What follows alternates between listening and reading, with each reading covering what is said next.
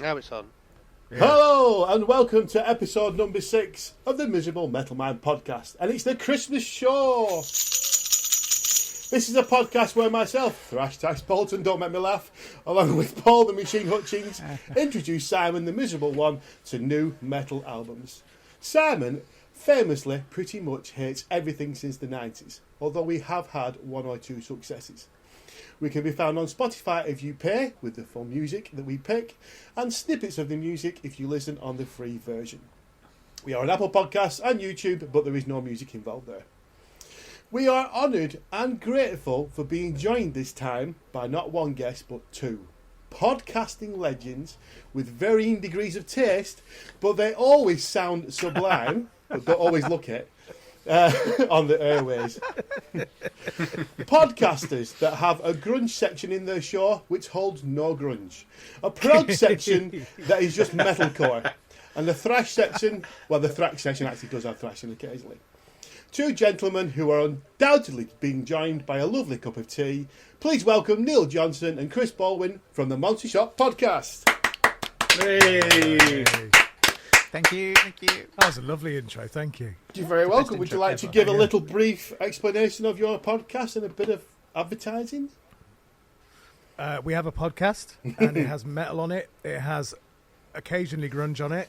It has, more often than not, Neil sticking to the structure of the show and me not sticking to the structure of the show. It often tangents. It's a bundle of chaos from start to finish, and it's well worth a listen.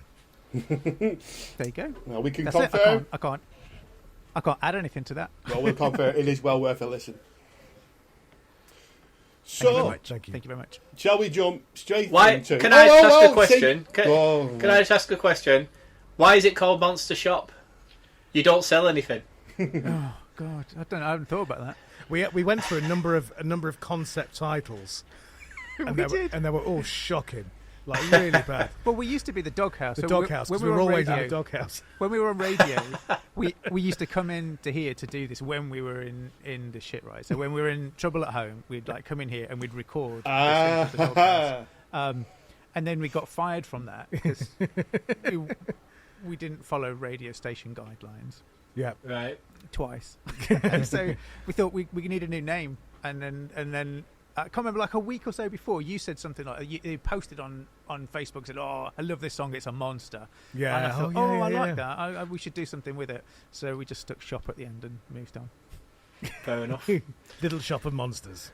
What should we call it? Little Shop of Monsters now. Yeah, There's no copyright infringement there. No, it's all good. Naming Yeah. and grunge are not our strong point.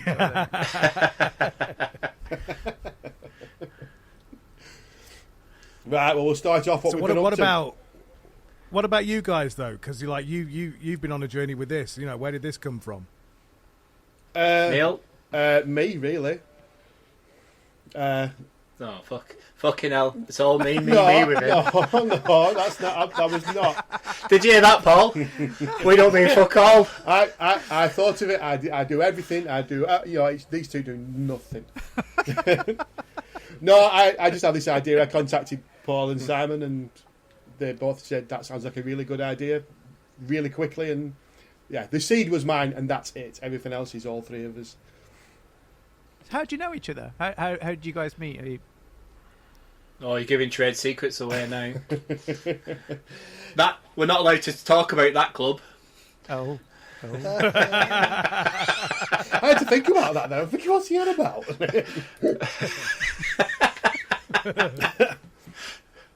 I know Paul because we used to review on the same internet magazine. Now Paul works at 3000 and. Yeah. Paul left Razzle. Yeah, they stopped the music section. And I'm not very good at classic cars, so... And No, but the readers' letters you were pretty good at. Yeah, I used to write them all. and reply. Yeah. And Simon just haunts my I back thought you were garden. going to say Viz.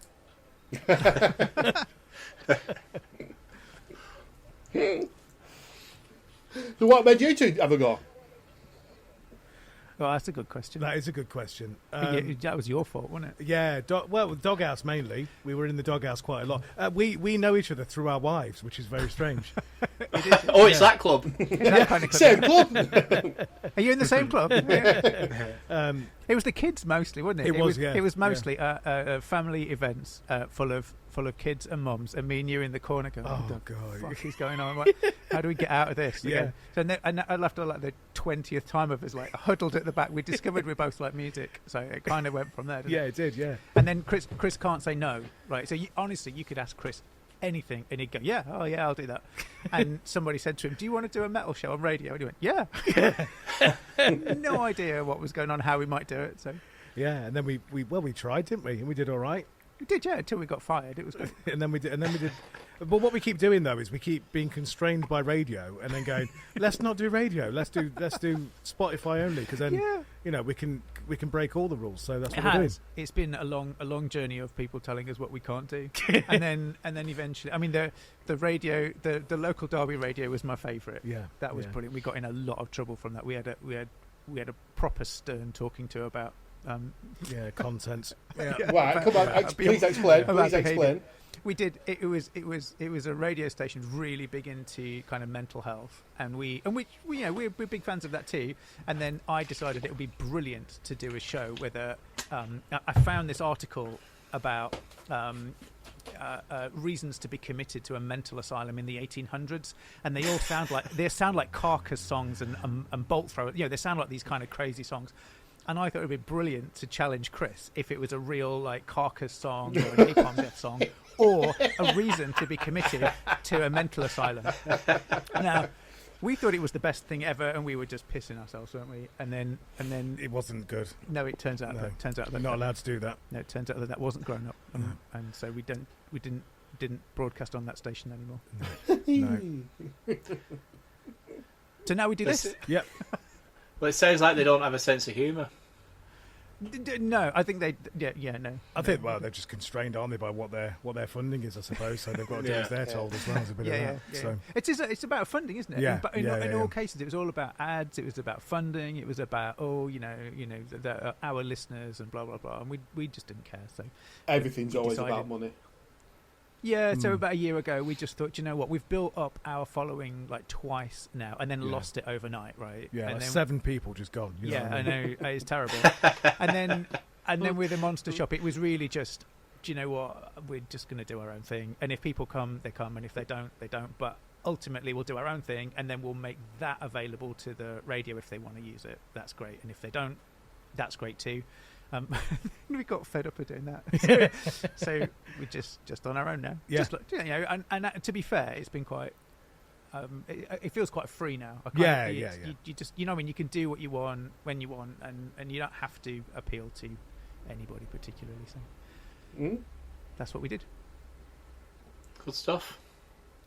And And you no put one a can fire us. podcast out virtually every week, don't you? So Oh God, yeah. Honestly, we just like vomit this stuff out. Don't we? It's just It's, again, this is the doghouse conversation again. This is just like where we come on a Sunday night ordinarily, or a Sunday morning, yeah, to get yeah. away from it all. It Yeah. becomes part of our week, really. just gets Right. out. It is getting out. It's getting out of the house, isn't it? Yeah, It's yeah. it's part of that. I don't know. It's like you know if you've got a shed at the bottom of the garden, and like historically, like your dad would go and sit in the shed to get away from the family. we come here. So it should be the Gary. Monster Shed. The The monster, Monster shed. Shed. There we go. I'm going to rename it. I'm going to do it now. Actually. No, don't do that. Right, well, in that case, I think we should start to go on to the albums. What do you think?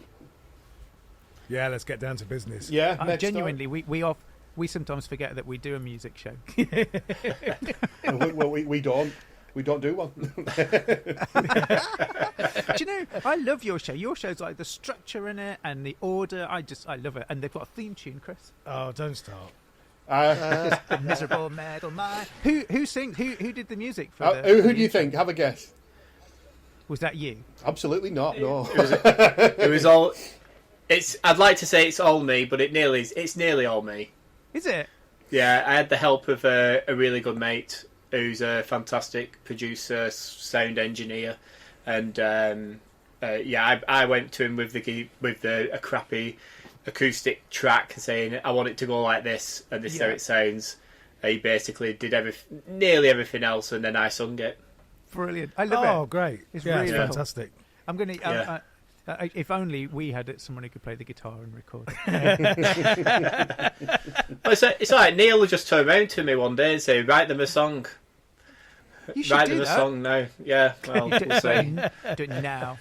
The monster Like everyone can just pull these out of their asses like that. the Excuse monster me, shed. you did it. Yeah, I did, but sleepless nights. Oh yeah. You did a brilliant job. Yeah. Genuinely, it's really catchy. That whenever I listen to your podcast, that's the bit that afterwards, for the rest of the day, I've got it's humming around in my head, and I kind of bum around the house singing the theme tune. Yeah, you don't remember anything else, just Thank the you. theme tune. yeah. The rest of it. Yeah, the other hour and a half is Okay. load of shit. So.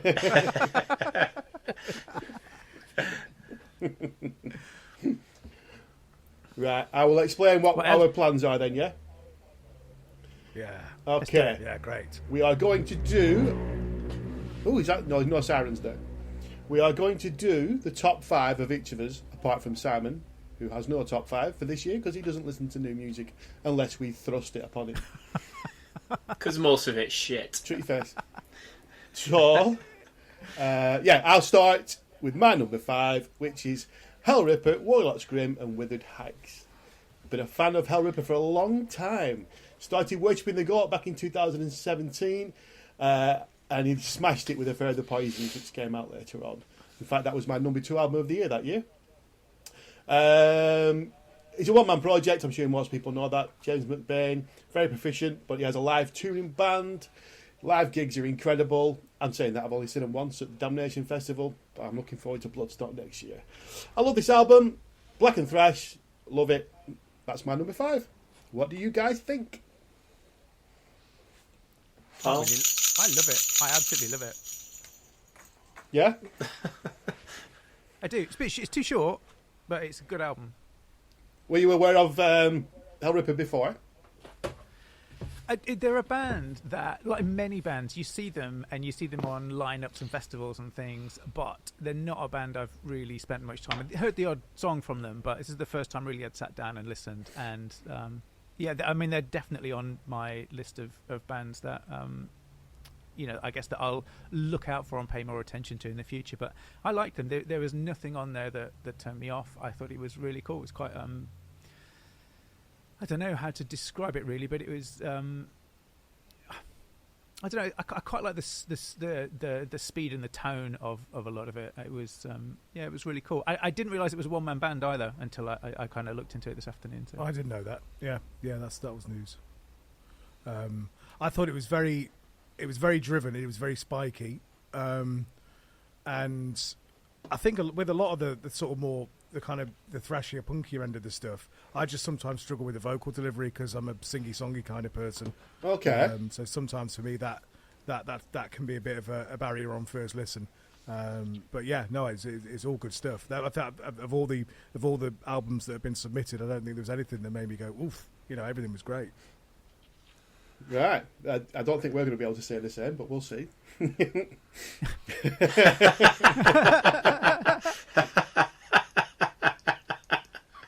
Definitely. So what about you, Paul? I know your thoughts. I know your thoughts, to be honest. Yeah, I followed them for a while. I've interviewed James earlier this year, I think, when the album came out. I did it for UK Thrashers. Saw him last year supporting Gamma Bomb, which was quite an interesting show over in Bristol. Gamma Bomb. Yeah, it's their most mature work so far. There's a lot of progression on it, but he still sits in the world of Slayer worship, if you ask me. But that's not a problem for me. Can you hear the Metallica in it? I think there's quite a bit of Metallica in there as well. James Hetfield, certainly. There's some early Metallica. Yeah. But yeah, I'm a big fan of this band. Very good. Very cool. So, Simon. Well, let's see. Very good musically, it's probably 20 to 30 BPM, bit too quick for me. But I can't get on board with the singer, as no doubt everybody's getting used to. This type of singing, it's not for me at all. There's good riffs, a couple of good grooves, but overall not really for me. That it? We're there? Done? Nice. Yeah. You just, I'm leaving the Venom for later. Venom had no album out this year. Right, so Chris, what was your number 5? You can't remember, can you? No. Take Me Back. I can't remember the order. Sleep Token. Yeah, You went for Sleep Token. Sleep Token. Yeah, it's Sleep Token. Oh, Sleep Token. They're just great, aren't they? They're mega. They've been on a journey from start to finish. Their first stuff, it was a little EP that I loved, and I've been on the journey with them. Saw them in Birmingham, thought they were insane live, absolutely massive, huge sounds, almost choreographed, you know, the way they performed. I love the mystique behind the band. I love that nobody knows who they are unless you go looking really hard. And yeah, I think, you know, it might be a bit sickly sweet for the ear of the hardcore metaler, but there's just something about it that I find really endearing. Yeah, that was my take on that record, but I thought it was a nice follow up. There was enough difference between that and the previous work for me to keep, you know, for it to stay interesting.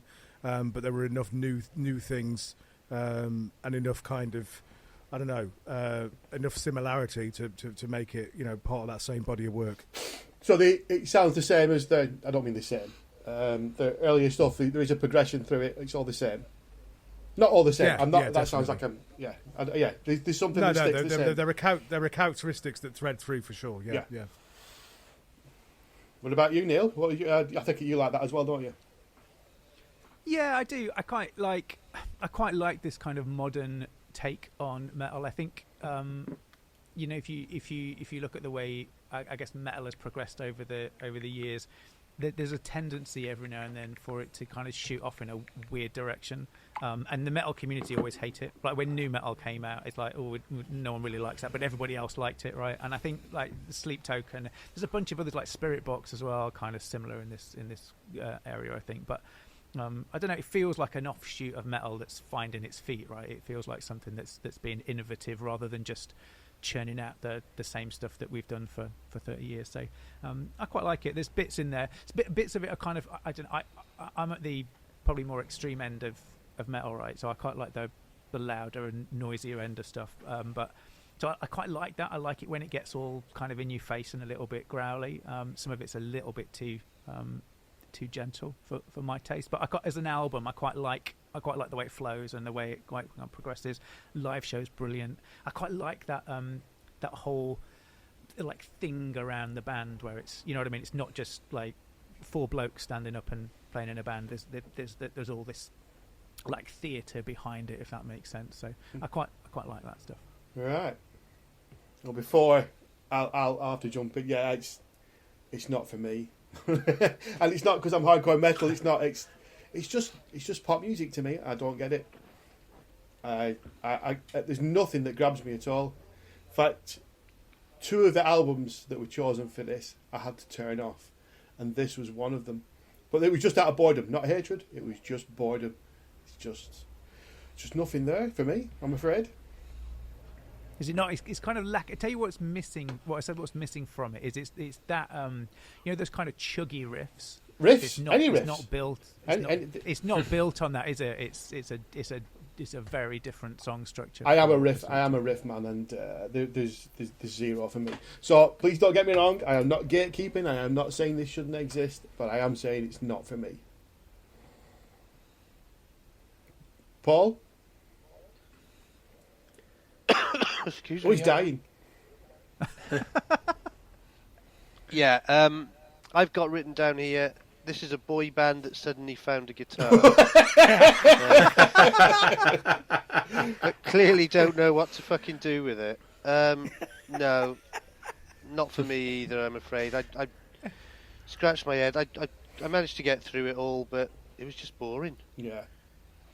and this big bass sound that loads of bands have now, this real big boom all the time. I just don't get it.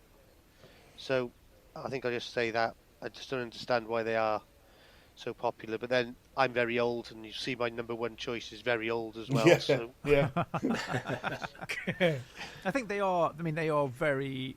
I think there's a few that we've picked as well. I think Code Orange is probably in the same area of this, and that they're not appealing to, like I would say our generation, right? In general, I mean, we went to see. Well, we've seen Sleep Token, we've seen Code Orange, we've seen Spirit Box, and when you're in those gigs, they're not people that need reading glasses like I do. You're dealing with like, do you know what I mean? You look like someone's dad when you're there. And you're that Spirit Box one to download. Honestly, that was we were at mad. back of the tent, and I think we just slowly retreated out the we door. just we went to Oh, the toilet. we're like double everyone's age. But it is. But I do think I think it's fascinating that it's you can. So, like, some bands cross that, don't they? Like some bands. I went to see the Pretty Reckless, yes, yeah, and their fans were from like teenage girls to old men, right? And it was like this massive cross section. Whereas I think like Sleep Token and a lot of those new bands are not. They're very much the younger generation. Which is a good thing. yeah, I shot Spirit Box a couple of months ago when they played in Bristol, and I was looking along the front row going, Christ, I'm bringing the average age up by about 10 years, you know. Jesus. Yeah, it was like we're looking at a kid's school trip. It's bonkers, isn't it? Spirit- It's absolutely bonkers. Spirit Box are big as well at the moment, aren't they? It's very similar to Sleep Token. Yeah. It's They were very good, actually. Their Okay. set was impressive. okay. So I've got an idea what Simon's thoughts are. It's just like pop metal, isn't it? There we Really, go. it feels like it's a producer's idea of what metal and pop mixed together should sound like. The mix of genres just fucking does my head in from start to finish. There was one decent song though. I think it's song 7. But it kind of stays the same type of song all the way through. They don't suddenly think we need a bit of metal at the end or we need a bit of dance here and there. It stays pretty much the same type of song all the way through, if I remember correctly. But yeah, it's just, I don't know, I'm scratching my head why people like it. No. It's like we said ages ago about 30 Seconds from Mars. That they've gone to this type of sound as well. Right. Their new album sounds like that type of, just that sound of pop, new dance music or pop music, but with a bit of guitar in as So well. would it be fair to say? I do agree with your standout. Oh, sorry. No, it's not fine. I was just going to say the track that you were talking about was "Are You Really Okay?" From Yes. track 7, and I actually agree. I think that's a massive banger. I think it's a bit of an anthem, that one. Yeah, but it stays pretty much the same type of song all the way through. They don't mix any genres with it. Yes, yeah. I've only listened to it once, but Genres. that's the one that stood out for me. Mixing genres. 7 episodes and you're changing. 7. Well, you'll change next time. You're right. That was quite coherent. Your opening bit, like it's been recorded by a producer. That was a good statement. That you can have that. Oh, thank you. Thanks. I'm learning off 2 of the best. Neil and Chris. Definitely.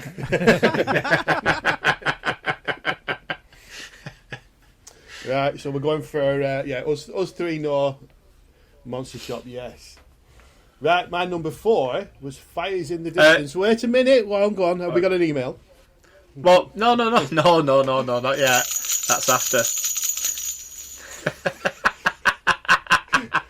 Are you not doing everybody's number 5? No, we've been through this. This is your point of the group. I'll have to cut this out. This is your point of the group. We're going to do. What group?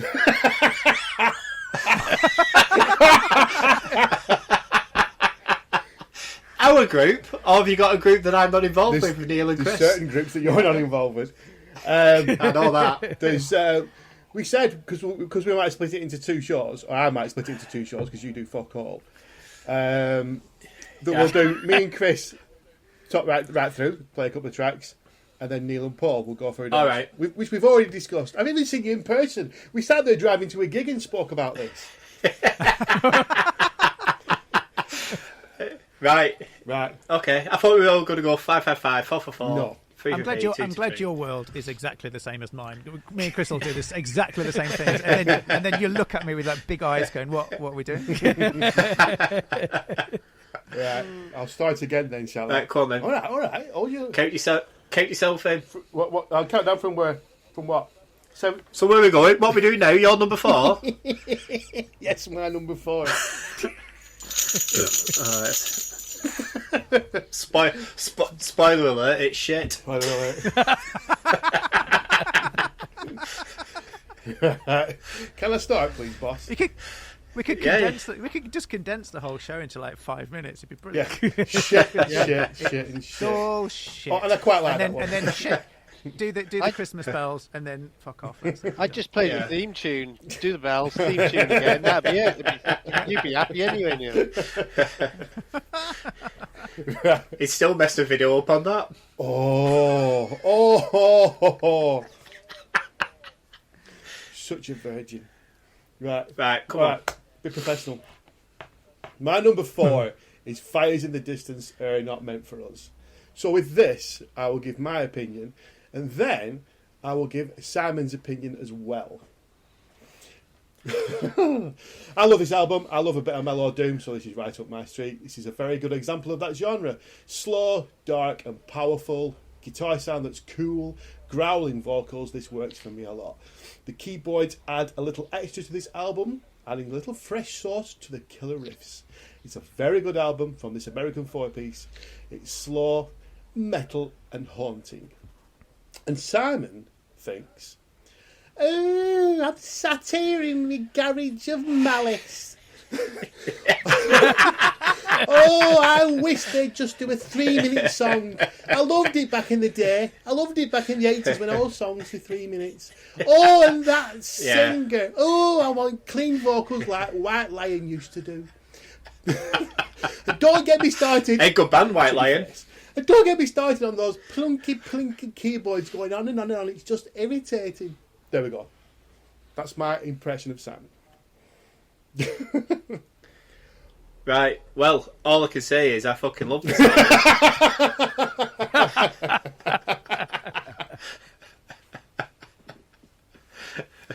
I don't believe you. No, I don't. It's fucking horrible. It's not horrible. That's a bit mean on this one. The voice again, I just cannot stand it. That said, there's some good bits of music in there. There's some good guitar work, some really good drum bits. I'm going to shake my bells. But the fucking, hang on, the piano. Here we go. What the fuck is that about? Keyboards. Yeah, we can't have pianos in that type of thing. The song I wrote down here, song Adrift Beneath. Mm-hmm. Yeah, really good riff in the middle of that song. I really like that one. But at least you can hear what he's saying. Wow. Hey, Paul, we're changing. Just don't like the way he sings. We're changing him, Paul. It's happening. Yeah. Well, it depends. I'm trying to think what album preceded that one, because sometimes it catches me in a better mood. You know when you listen to something so shit. Yes, I do. And then something that's a little bit shit, kind of gets you in a better mood. We'll go to the Monty Shop and then we'll finish with Paul's opinion. So, what did you think, Monty Shop? Do you want me to go? Go for it. Yeah, go for it. Shall I go? I quite like this. It's pretty good. It's not the kind of thing I would normally listen to. They're quite a new band, aren't they? Not been. I kind of had a look, and they'd only got one album before this. But yeah, I quite liked it. It was kind of almost. I don't know. There's kind of no like sharp edges to it, if you know what I mean. Mm-hmm. It was quite doomy, but it was. Do you know what I mean? There was nothing like.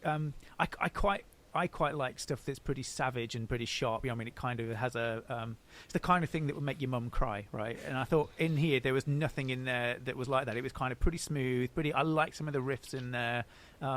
Pretty. I would say pretty gentle, but pretty I don't know, pretty groovy Pretty in mellow, places as yeah. well, kind of dark and doom laden. So, but yeah, no, I liked it. It was good. It was yeah, it's quite a nice album. And again, I listened to the album before this as well. I think yeah, they were pretty cool. You could see the progression from the album before.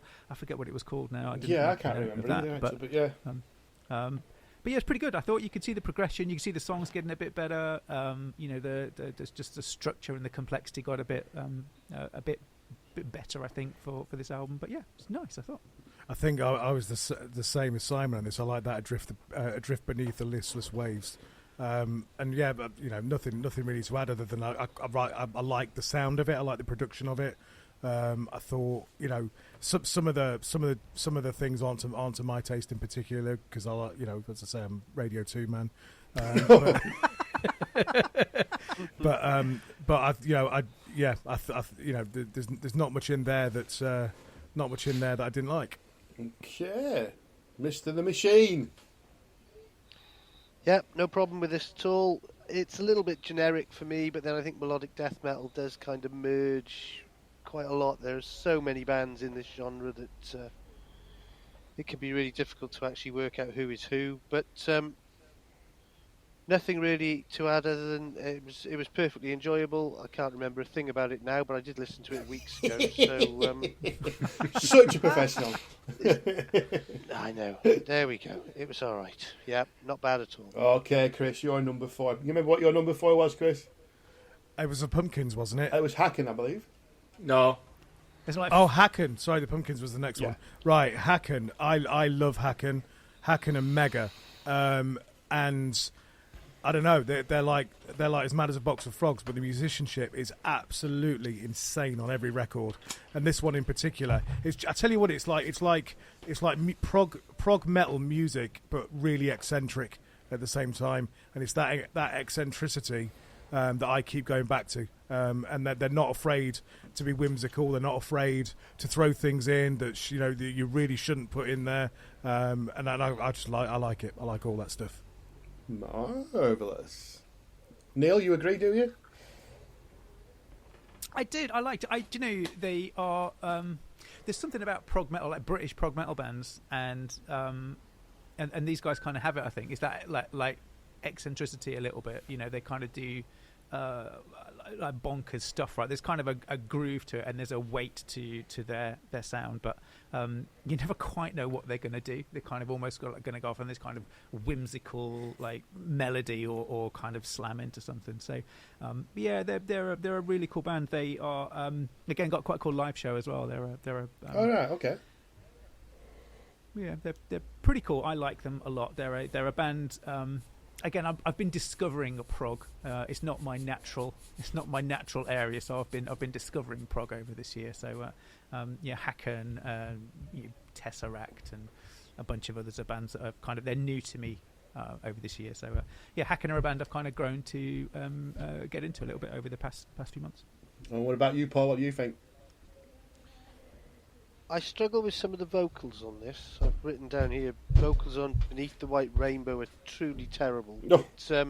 But, there's ample to enjoy on it. I mean, we did one of the other Hacken albums on the mixed daily that we do in another group where we listen to a bundle of albums all mixed up, and I don't think it went down particularly well, if I remember correctly. It did not. This is there's plenty to enjoy in there. I think the musicianship is superb. I agree with both the guys that it is a little bit crazy. You can't really work out what the hell's going to happen next, which is probably one of the attractions to it. It's complex, and I understand that their live shows are quite impressive. So I wouldn't turn it off, but it's not something I'd search out as a. Although I'm fully aware of them for several years, and I've listened to most of their albums.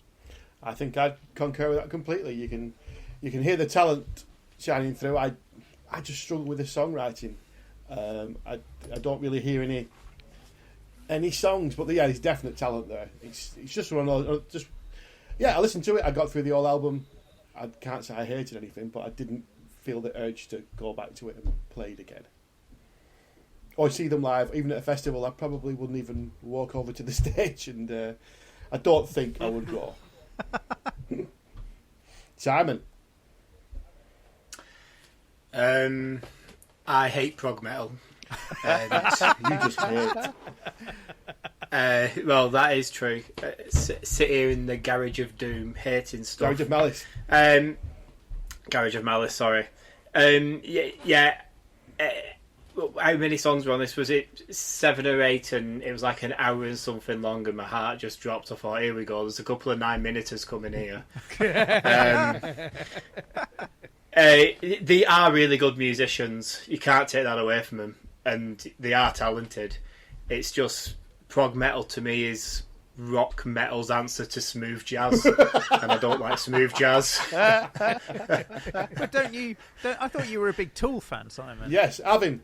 But that is absolutely fair. But what I will say is, once again, Tool write good songs. These don't. I think there's a big difference, I think, between Tool proggy metal to the modern proggy stuff. It's got absolutely. Tool were quite chuggy, weren't they? There's a lot of kind of there's. I think there's songs of Tool that you can listen to and sing along to. You can listen to them like they are a big band. They have got stuff where you're walking away, you're humming something, or you're thinking that was a really good bit. And most other bands, when they are doing the prog, and people keep saying, "But you like Tool, but you like Tool." Yeah, I do like Tool because you walk away still humming the bass tune to Schism, and songs like that. Where every other band, where the people liken them to Tool, I'm not walking away humming anything that they write or sing. But yeah, I do with Tools. Like, I go back to the point of Tool write better songs. The melodies. I think the melodies are far more melody. obvious in Well, you probably hit the nail on the head there. Tools still stick melodies in, where other bands just don't tend to do that. Yeah, no, I think that's fair. Okay. Right then, number 3 for my choice is Sign.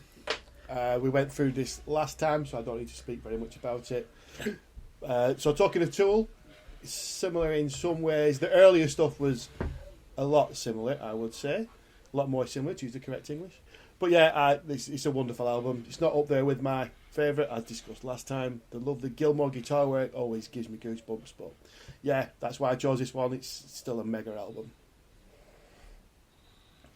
Anyone want to come in? You know where Hollowed. I stand, because I had this in last month, so I'm not going to say anymore. Yes. Because I did it last month. Okay. Yeah, it was Hollowed for me. The track Hollowed, I thought it was absolutely stunning. I really did. And I love the female vocal work on it as well, the backing vocals. It's outstanding. The counterpoint. I was, honestly, I mean, I love the whole thing. It had a very, I don't know if it's the right thing to say, but for me, it had a very kind of nostalgic, kind of 90s kind of vibe to it, but very, very well produced. And just the kind of, I like the darkness of it. I like the riffs of it, but it was that track for me, Hollowed, absolutely jumped out at me. If it was a Monster Shop show, that would be the Monster for sure. Swedish, isn't it? It's in the woods. It's from Sweden. Chris loves it. That's just that. It's that simple. It's an equal, like, predictable. Simon saying it's crap. Chris, if it's from Sweden, Chris just loves it. He doesn't even have to listen to it. Just loves it. Best thing ever. I mean, if it's from Sweden, I'm amazed that my missus hasn't gone and bought it and made me put it all together, because our house is fucking made out of IKEA.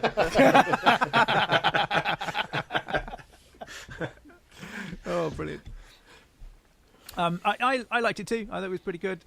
Again, it's part of that. I would say kind of proggy. It's a proggy area that I'm learning to enjoy. It's like people talk about things being acquired tastes, right? It's a prog to me is a bit like that. I'm kind of treating it as a it's like an area of study, right? It's stuff that I mean, I loved thrash and hardcore and kind of the extreme end of like Bolt Thrower and Napalm Death and that stuff. So like prog metal, I remember I was doing some stuff for Louder Than War and they asked me to review a prog metal album, and I was like, what is prog metal? I mean, it doesn't make any sense to me whatsoever. Is that kind of, it's like AC/DC crossed with, like, I don't know, Pink Floyd? I mean, what is it? and it's an area that I've kind of learned to enjoy. I think it's not my natural stuff, but I'm starting to appreciate it. So did you ever have a go at early prog, like the Pink Floyd and that kind of a King Crimson and so on? Just too boring. For No? me. I just didn't. I've grown again as I've got older, and I had to use reading glasses, and I make a sound when I stand up. I've started to appreciate those kinds of bands. But I mean, back in the day, just no, not ever. No. Right. Marvellous. So, kind of proggy. Number 3 for Chris, Smashing Pumpkins. Yeah, the main, to be honest, the main reason I chose this is because it's about 1 million songs long. Oh, yes, it is. And for someone, if it's a very Marmite record for fans and for non-fans alike, and people absolutely either adore it or detest it. You know, I don't think there's a middle ground for people who think, it's all right. You know, a lot of people are either really turned off by it, or they think it's like one of the best things that Billy Corgan and the guys have ever done. Anyone who's ever listened to the Monster Shop will know that I've got a bit of a thing for the Smashing Pumpkins, and I do. They're the band that I always go back to. So anything they ever put out, I'm gonna absolutely do it. I think Embracer it's like a trilogy. There's 3 parts to it. Embracer, I think, is one of the best songs they've ever done. It's up there with their massive hits to me. I think it's a beautiful song and exquisitely produced. It's the right members in the band doing the right stuff, and I think from sharing it with friends, a few people were kind of like, it's a bit synthy, isn't it? Where's the guitars? You don't want that many keyboards in it, but I was like, well, you got to let people play, haven't you? You got to let people, if that's the way they're going, if that's what floats their boat, then who are we to tell them what to do? It's their music. But I loved it. I thought it was great. That's a definitely correct statement. But you should be able to judge someone when they put that music out. They should be definitely allowed to do whatever they want. But yeah, I'm a big Pumpkins fan back from the day. But I don't like this. I gave it a couple of goes out of respect because I like them. So I might have to disagree with you, Chris, because I've just become from not liking it to it's all right. It wants cutting down, but I am getting a bit middle of the road on it. Actually, I've warmed to some bits of it, but I've got to be honest. If it was like, I fancy some Pumpkins, it would be first 2 albums, Gish or Siamese Dream. It would be one of those. To be honest with you. Cool. Neil, I jumped in there. What was your thoughts? Again, Pumpkins are a band I have not had much history with until my colleague made me listen to it. So, and there's bits, there are albums there that I've really fallen in love with. I think Melancholy I really enjoyed. This I find it is like overwhelming. Like, I was messaging Simon because he said, what's this about? And it's just massive. There's just so much to it, and I'm used to albums being 45 minutes, right? Something that's like 45 hours is I found it a little bit overwhelming. There are bits in there that I really like, and we saw them live. We saw them at Download, didn't we? Yes. And I loved them at Download, but I think they picked like their big hits, didn't they? It was the greatest hit show for sure. But it was the heavier stuff too. Kind of the big rocky stuff. I did see when I was reading about this album, there was a brilliant bit in there. There was a reviewer that said this Atom is a rock opera that doesn't rock. and I thought that's probably spot on because it isn't. It's not. It doesn't feel like a rock album. It doesn't feel like there's not like kind of ragey driven guitars through it. It's this kind of almost like a space opera almost. It was this kind of big operatic, a journey through these 3 albums. So there are bits in there that I really like, although I have to be honest, I did prefer their earlier stuff. Yeah, some of the early riffs that Billy Corgan does there, just monstrous, fantastic. I managed to see him really early on in the career at the Boardwalk in Manchester, about maybe 300 people in there, and it was crazy, and it was brilliant. The place was going mental. So I normally... They're a band... So I didn't know that I knew so many songs, if that makes sense, right? So, like, I mean, not being a Pumpkins fan. Did you recognise that and one? then- yeah, and then going to download and like knowing like probably half of the songs. Right. I mean, and not know, you know what I mean, not thinking, oh god, I don't know where I would have heard this from, but I just kind of, it's like that. I've got that theory that people are born knowing the lyrics to Bon Jovi songs. I think you're born knowing some of the melodies to Pink Floyd, to Smashing Pumpkins. Epigenetic. Yeah, that's it. Epigenetic.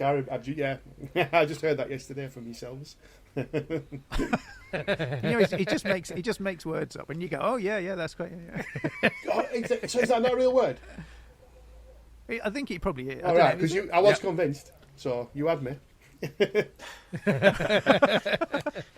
Well, normally I know what Paul thinks about a band, but I truly don't know what Paul thinks about Smashing Pumpkins. Let me clear my throat. No, I'm trying to use the mute, but I'm not timing it right. This album, I dip in and out. I'm not a huge fan of them, I've got to be honest. But this is music which is ideal if you're having friends over for dinner, because you can put it on in the background. It's 2 hours 18 minutes long, so you don't have to worry about turning it over. No. And Hopefully they fucked off by the end of it as well. Yeah, you'd want to be doing the washing up by the time it's finished, wouldn't you? Yeah. Yeah. It's lovely. I've written it's a lovely pop music album. Yeah, it did nothing for me, and I don't even think I managed to sit through it all. I think I put it on while I was working, and I was praying for someone to call me, and no one did. So it just kept going on and on and on. So does the older riffier stuff not appeal to you, Paul? A bit, but I've never been hugely into them. Right. So they don't mean a lot to me, full stop. So if you've got the attachment of that gig, etc., and the earlier stuff is definitely a bit more up my street. Some of the stuff I know. Yep. Well, Yeah, I wasn't sure how they would. I wasn't sure how they'd fit in at download, but actually, they did. Downloads. Oh no, it's kind of changed in tone a little bit. I think over the years, because I mean, for reference, download's only a few miles away from us, so we tend to sneak our way in every year. But yeah, there's other bands as well, like Biffy Clyro as well. I wasn't sure how they'd fit in They there. And smashed it. they were really Did they? great. Did they Yeah, really? it's really Okay. weird. Yeah, brilliant. right. It's really weird how certain bands land there and some bands don't. Do you know what I mean? It's Yeah. really, and I'd have kind of had like the Pumpkins and Biffy Clyro just not landing well in the crowd there, and both of them were brilliant. Well, come on, Simon. I think the Pumpkins have got enough heritage to be to go down well, and Biffy Clyro have played download so many times. Yeah, they've worked up through that, haven't they? And as you say, guys, the demographic of download has changed astonishingly. Especially next year, Decade. or it will Very change true. next year. Yeah, for sure. Yeah. It's more like bloody It's Reading now. Yeah. Well, that's true. And the heritage is interesting as well, because a lot of people don't realise that the Pumpkins were in and around with Napalm Death in Birmingham back in the 80s as well. So there's a lot of connection to that kind of Birmingham extreme scene. Not that it came through. I mean, Faith No More were there as well. I mean, not that it came through in. I suppose it did come through in Patton's music eventually, but yeah, they were kind of connected in and around the scene. Oh, I didn't know of that. extreme music. Especially, I've been a fan from I'd say day one. I had no idea of that.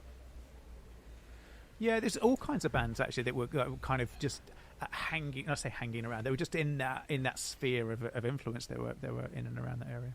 I know Billy Corgan's often quotes a lot of thrash as a massive influence to him, doesn't he? He does. I mean, he's on the Code Orange record as well, which I mean, absolutely shocked me. Yes. It doesn't surprise me now, but it did when I heard it. Yeah, that album shocked me. Oh, that's it's- not what you meant. Sorry, right.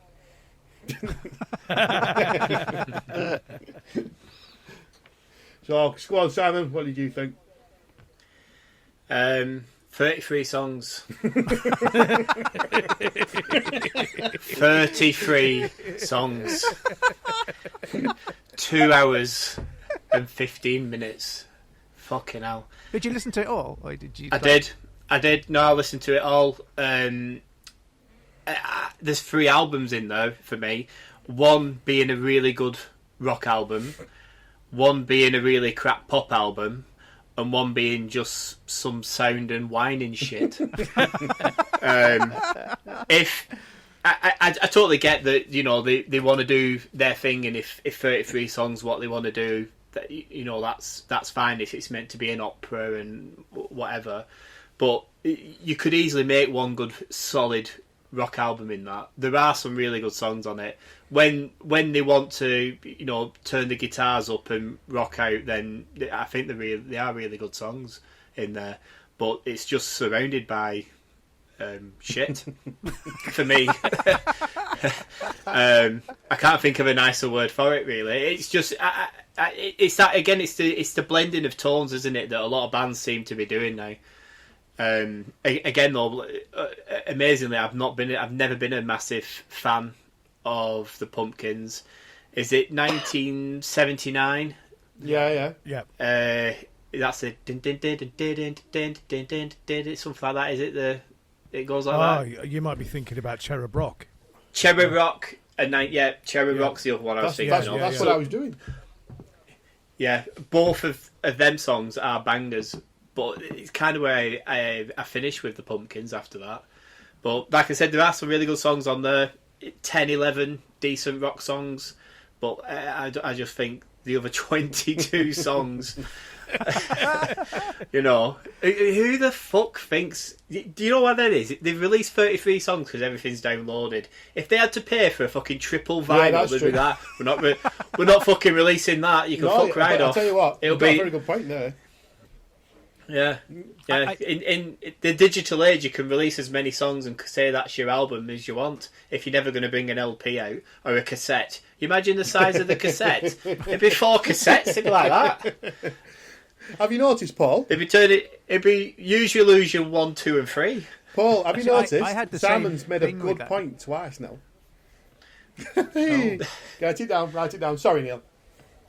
I was going to say that one of the things that hits me with these big albums, I genuinely find them really overwhelming. I just can't kind of consume them. And Simon mentioned Use Your Illusion, and that's where I lost interest with Guns N' Roses, right? When they released just all this stuff, and I was like, I can't consume all that. So I can't. It's too big, right? And so I have to be honest. I don't like those albums. You know what albums sometimes the bands release like a deluxe version. They'll do like an album and there'll be like 8 songs, and they'll do a deluxe version with 29 songs. And I only ever listen to the first 8 ever. I listen to the first few. I kind of struggle with that. I have to be honest. I do like this tendency for bands now to do EPs, like kind of these like 4 or 5 track EPs. I find that's like, for me personally, I prefer that than a 20 song epic album. I don't. The EP kind of thing means that the younger bands who can't afford the studio time or the production can actually do the EPs and get some music out, which is what people want. And a lyric video. Yeah. You need a lyric video, don't you? You do. I like it. I think I've got a short attention span, right? I like to focus on something for a while, until I kind of, quite often it'll take me maybe, I don't know, 5 or 6 listens to something before I kind of really, really get into it. And if the album's, hour and a half long, it's like too cumbersome for me to kind of get my teeth into, really. Well, I'm sure I would worry on Smashing Pumpkins that people would turn off halfway through because there's not that. If you're into old Pumpkin stuff, you want more of the rocky stuff, and if it's not coming as thick and fast as you like, I think a lot of people would just be going, "What the fuck is this?" Like you said before, it probably is Marmite. People either love it or hate it, and that's probably why. Because if they'd have done like I don't know, like it released 3 different albums, like I said, it might have gone down differently. It was 3, wasn't it? It is, yeah. It's 3. Well, it's one album, but released in 3 chapters almost. Right, yeah. Right, okay. But actually, something that some people started doing on the in the chat groups and forums and all that is they almost made their own album out of those tracks. Yeah. So somebody may have done the 11 rocky ones, and that was their kind of the tracks that they connected with, which I thought was quite interesting, actually. Like a song like Empires, which I just think's awesome from start to finish, is a sort of song that would appeal to probably the more kind of traditional Pumpkins fan. But there were people making playlists of the music that was meaningful to them from that 3-part record, which I thought was quite cool. And as much as it's horrible for the artist in terms of streams and the amount of money they make, actually, what streaming allows people to do is almost make their own mixtapes constantly, and music that means so much to them. It allows them to build their own kind of journey through records and songs and whatever. So I quite like that. And it's certainly better than not listening to it at all. Yeah. Yeah. So all 5 of us are all convinced that very long albums don't work. We've all had conversations in pubs with our friends, apart from Simon, who's got no friends. And everybody we always speak to say long albums they just don't work. And like the recent Metallica, the new Metallica. Why do they do it? Someone needs to say, just no, don't. Because there's probably no one saying, don't do it. Yeah. If there's not a massive cost implication to it, because they're not printing off millions of CDs, tapes, and LPs anymore, and you can just release it digitally.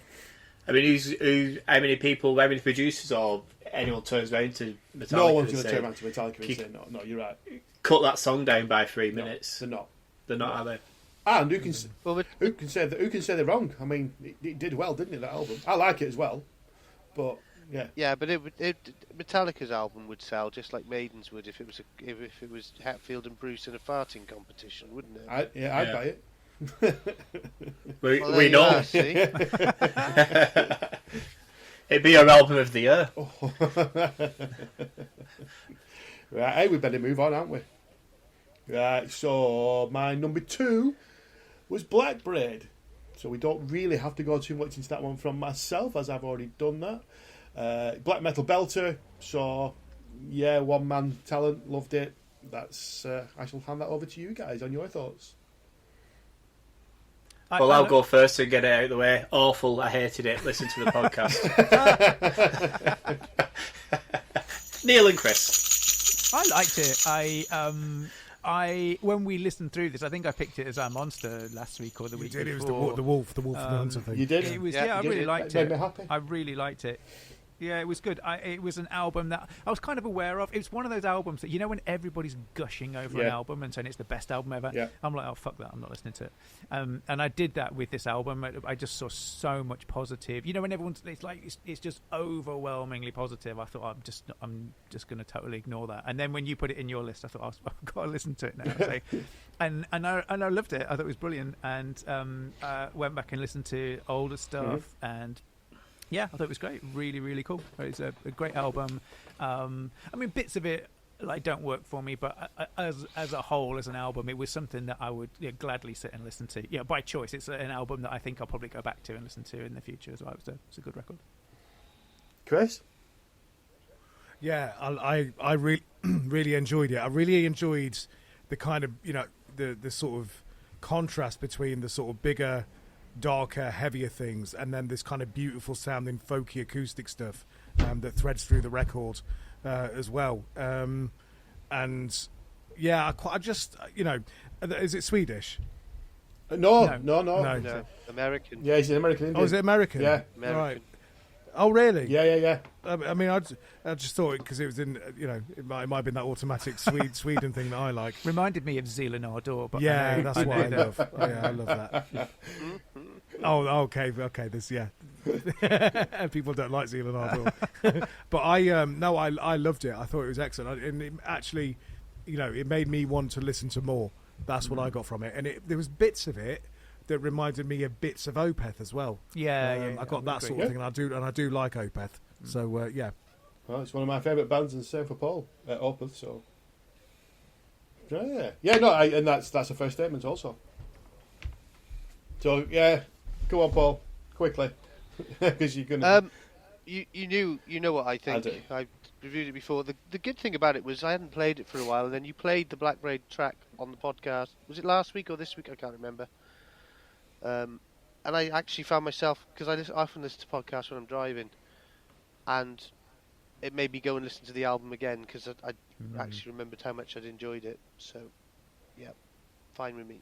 Smashing. that kind of music, isn't it? It kind of pulls you in. I think. Yeah. Almost every track has got enough in it that kind of goes, come on, listen to more. And there's just something lovely about it. I think it's really, really cool. Like I said last time when I broke it down a little bit more, it seems to pick you up and take you somewhere, kick the shit out of you, and you love having the shit kicked out of you while you're listening to it. Yeah. So just Simon doesn't like it again. All right, Chris, what's your number 2, pal? It was Code Orange. Oh yeah, I think Neil and I both picked this one actually.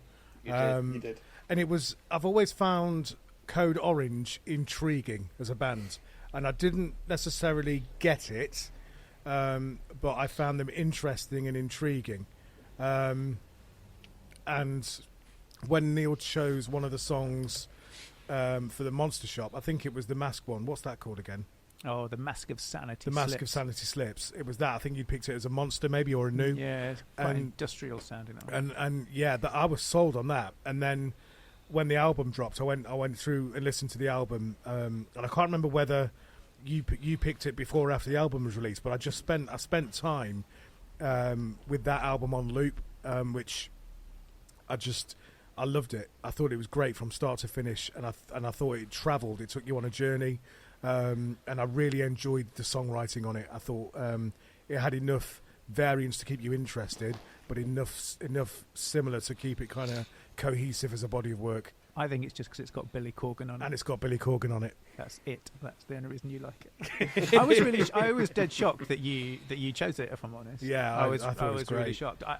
I love Code Orange. I kind of love how angry it makes metal fans, Code Orange, because loads of my mates absolutely despise Code Orange, which is why I play it most of the time.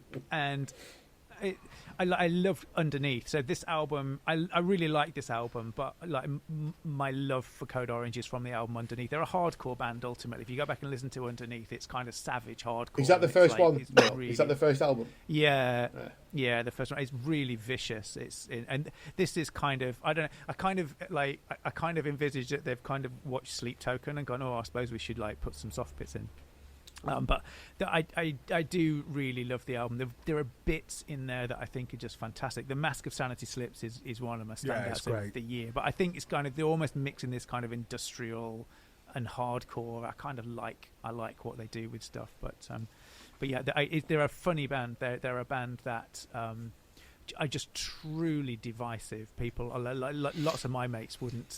We were at a gig and Code Orange were playing. And they were supporting, and they walked out. They were like, "I'm not even going to stand in the building while this is played. I can't stand it." So, I would never, ever have listened to this album unless it was brought forward for this. Because the hype around the first one, when that first appeared, I have never heard this band. I need to find out what I'm missing. And I played that, and I nearly passed out with vomit. It was horrible. But this, as you say, it does seem like somebody has made the decision to water it down with pop tunes or whatever. But it's a bit Linkin Parky in places. Do you not feel? Yeah, I do. Yeah, there's melodies in there. There's not melodies in the first one, but they're kind of. No, there's nothing in the first one. It's kind of it's punching you in the face. It's like stabbing you in the face while there's a melody going on. But this is a lot more obvious, I think. But I've got in my notes here that Splinter the Soul and The Game, they did actually stand out to me as not making me. I've actually written down, did not make me vomit too much.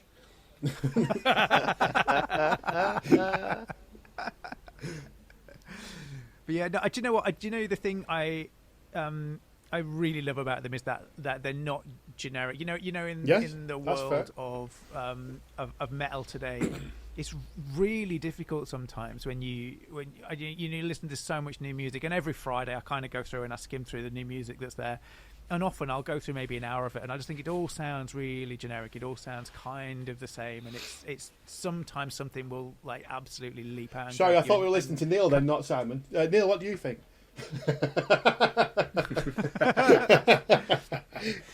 Sorry. Yeah, but I mean, Code Orange are one of those bands that have always done that to me. I think I prefer Underneath to this, but I do really like. I like what they're doing. Yeah, you like the hardcore thing, don't you? I do. I love hardcore with a passion. I know a lot of metal fans don't get that, but Yeah, we know a I've lot. always Yeah, liked that. it doesn't tickle me, but it's just one of those things that. Paul?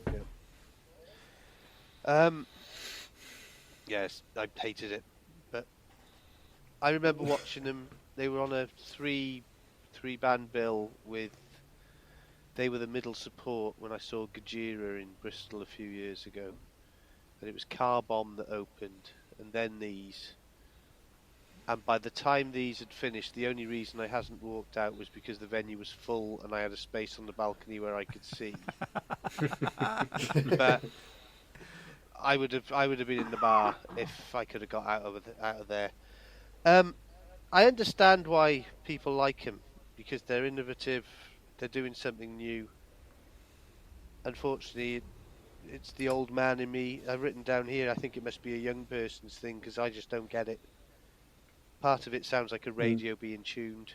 But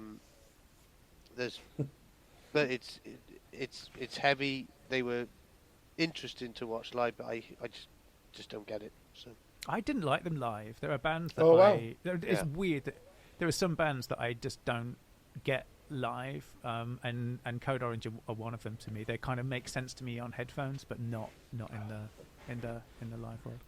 Now, there's a good subject for a discussion. Bands that you like, but you don't like live. I'm having that, don't pinch it.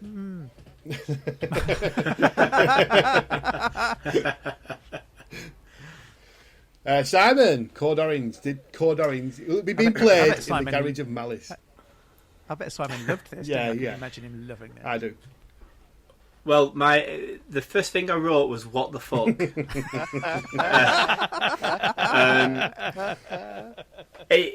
It is a mix of all sorts.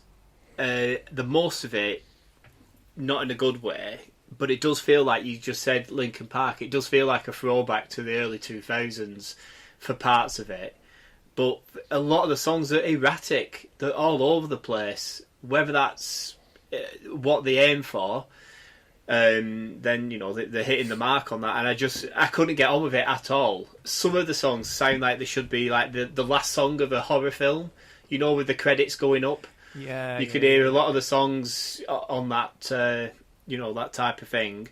But then the song Snapshot happens, and every song that follows that are bangers. Oh, right to the end of the album, it's a really strong finish to that album. Snapshot onwards, I think they pull you in. And I've got to say, Snapshot onwards, I liked every song. It had me after that, but the first part of it, but Snapshot onwards, I think they calmed down and the songs are a lot more straight laced from that. I think it's the last 5 or 6 songs on there. So Simon, is that you? Is that you convinced of liking something? Half of something, yeah. Ooh. I'm dead shocked. I'm well shocked by it. I am. Truly am as well. Wow. But again, if you listen to it, honestly, I think, like I said, Snapshot onwards. I don't know what number song that was, and I didn't have it on shuffle, so I think I played everything in order. I thought it was a really good, strong finish to the album. But they stop all the erratic stuff. It's not like 5 different types of music in one song and the flipping from one to the next to the next to the next. It's the songs are a lot more straight laced. It's certainly how it felt to me when I listened to it. Anyway, they've got there are bits in there. I think that they do go a bit more like standard tuning, and it's not quite as chaotic. Like you said before, with like the industrial sound, they'll have something that sounds a bit like the Linkin Park, Papa Roach, that type of new metal, that era. They'll throw some industrial sounds in there, some other types of sounds there, grungy sounds or a bit more metal. But then them last few songs, they don't do any of that. The song kind of starts as it is, stays as it is, and I think the last few songs are really good. I'm proper shocked. Totally, I did not see that coming. There you go. You see. So let's just put it into context. Snapshot is track 11, and it goes up to 14. So there's only 4 more tracks to enjoy. So you Is liked yeah. So out of 14 tracks, you like 4. Well, it's better than Black Braid. I didn't like one. Yes, you did. when we drove to Phil Campbell and the Bastard Sons, you played it over and over again, and then we had to listen to the first album all the way back. And No, we driving didn't. around the car park backwards. That bit is true. Well, yeah. Oh, excuse me. Right, it's my number 1 then, isn't it?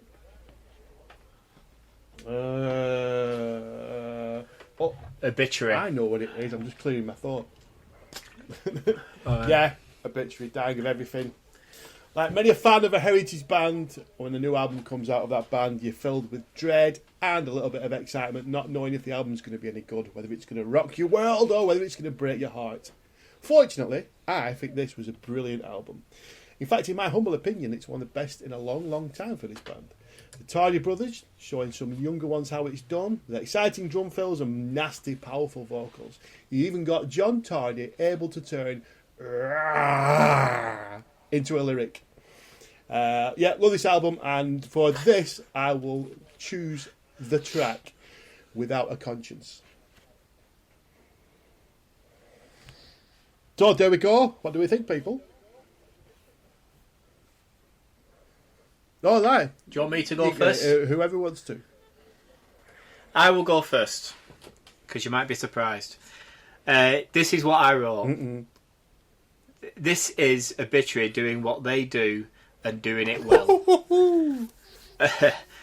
Again, a well-experienced band knowing what their fans want and giving it to them in spades. They probably haven't changed in the last 30 years. I've never been a big Obituary fan. But from the start, is the first song Barely Alive, and then The Wrong Time. Absolute banging metal songs. This is a really good album, this. Really good. Neil, you've done one. I've got one. I've actually got one, Paul. Hey! To be fair, it does sound like their older stuff, doesn't it? I love Obituary, and I saw them on the Slayer tour, and they were brilliant. It's the first time I'd seen them live. Actually, they were okay. I didn't think they'd work. I didn't think they'd work in an arena, and they just do. They were fantastic. Just love them. I think they're brilliant. I think similar to Prong for me, they've not really changed in style a great deal. You could production aside, you could almost take the songs and mishmash them between newer stuff and older stuff. Do you not think that they're slightly thrashier now? I do. Oh, a bit quicker, yeah. That's probably fair. Actually, they were a little bit more sludgy and kind of doomy in the olden days, but yeah, no. I again, brilliant album. Really liked it. Very metal. Very undeniably Obituary, I think is what I mean. A bit like there are some bands that there's no denying who did it. You know what I mean? You wouldn't even need to. Oh, definitely. Yeah, you don't need the sleeve, do you? Like Overkill and stuff. Yeah, you don't even need to look. You know exactly who did it, and I think that's what I'm getting at. They've kind of maybe refined their style a little bit, but it's still those ingredients are still very much Obituary. And I think that's kind of why that's why I still like it. I think no need to change it. It's fantastic. I don't think it's going to win any new fans for them. But it's that's why I said it's Obituary doing what they do and doing it well, isn't it? I think if you're a fan of them, then you've got to like this album, surely. 4 out of 5, absolute banger. One of the first albums I reviewed this year. Saw them at the Electric Ballroom in February, and it was crazy. I think they're one of those bands like Cannibal Corpse that they're not going to change their sound. They do what they do. They've got enough of a fan base. They're as comfortable in an arena opening for Slayer as they are headlining a club show with 200 people. And I think they just do what they do. And this album, for me, is possibly the best they've done for many years.